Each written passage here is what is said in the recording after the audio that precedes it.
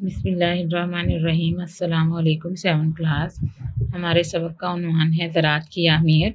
اس سبق میں ہم نے پڑھا زراعت اور انسان کا ساتھ بہت پرانا ہے۔ پاکستان کے لیے زراعت کی اہمیت بہت زیادہ ہے۔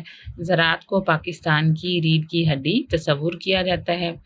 ملک کی ترقی کے لیے زراعت میں ترقی بہت ضروری ہے۔ زیادہ زرعی پیداوار کے لیے پاکستان کی زمین زرخیز اور بہترین آبپاشی کا نظام موجود ہے۔ اگر ہم اپنے وطن کو خوشحال کرنا چاہتے ہیں تو ہمیں اپنے کسان کو خوشحال کرنا ہوگا۔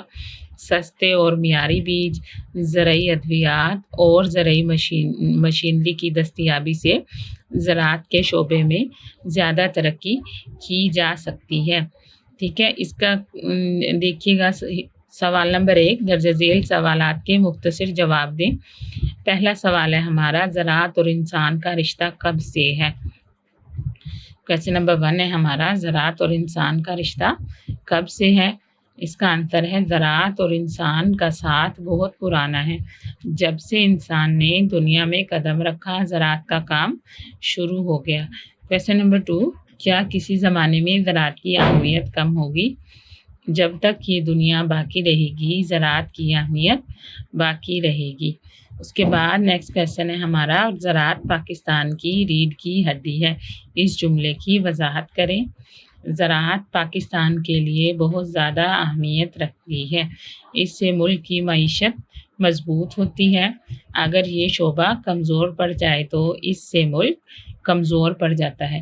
اس کے برعکس اگر زراعت کا شعبہ ترقی کرے تو اس سے ملک ترقی کرتا ہے۔ ہمارا نیکسٹ کویسچن ہے کون سی صنعتیں زرعی پیداوار کی مرہون منت ہیں؟ آٹے اور چاول کی ملیں، خوردنی تیل بنانے، دھاگا اور کپڑا بنانے کے کارخانے سب زراعت سے وابستہ ہیں یعنی کہ جڑے ہوئے ہیں۔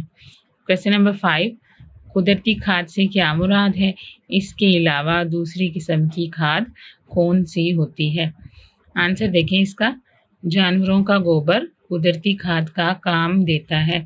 اس کے علاوہ دوسری کھادیں کیمیکلز سے تیار کی جاتی ہیں۔ کویسچن نمبر 6 دیکھیے گا، ڈیری فارم سے ہمیں کیا حاصل ہوتا ہے؟ آنسر ہے اس کا، ڈیری فارم میں اعلیٰ نسل کے دودھ دینے والے جانور رکھے جاتے ہیں۔ ان جانوروں سے ہمیں دودھ، مکھن، گھی کے علاوہ گوشت بھی حاصل ہوتا ہے۔ اگلا سوال درآمدات اور برآمدات سے کیا مراد ہے؟ وہ اشیاء جو بیرون ممالک سے منگوائی جاتی ہیں ان کو کیا کہتے ہیں؟ درآمدات۔ جبکہ وہ اشیاء جو بیرون ملک بھیج کر زر مبادلہ کماتے ہیں ان کو کیا کہتے ہیں ہم؟ برآمدات۔ اگلا سوال ہے ہمارا پاکستان کے کن علاقوں میں آم اور کینو زیادہ مقدار میں پیدا ہوتے ہیں؟ آم اور کینو پنجاب اور صوبہ سندھ میں زیادہ مقدار میں ہوتا ہے یا پیدا ہوتے ہیں۔ اس کے بعد پاکستان صنعت کا زراعت کے ساتھ کیا تعلق ہے؟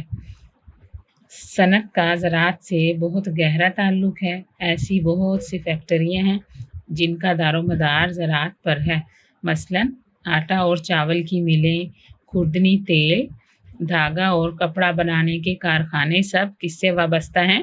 زراعت سے وابستہ ہیں۔ اگلا سوال ہے ہمارا روغنی اجناس سے کیا مراد ہے؟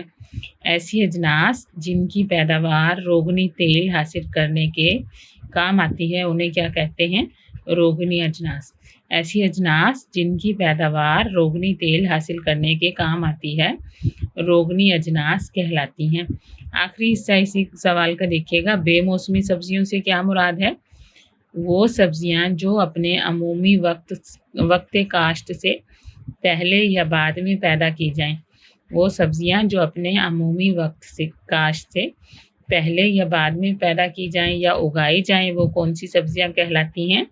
بے موسمی سبزیاں کہلاتی ہیں۔ آپ لوگوں نے اب کیا کرنا ہے 7 کلاس، آپ لوگوں نے یہ اپنے کویسچن آنسر نوٹ بک میں نہ صرف رائٹ کرنے ہیں اور اپنی رائٹنگ کا بھی خیال رکھتے ہوئے انہیں اچھے سے یاد بھی کرنا ہے۔ اللہ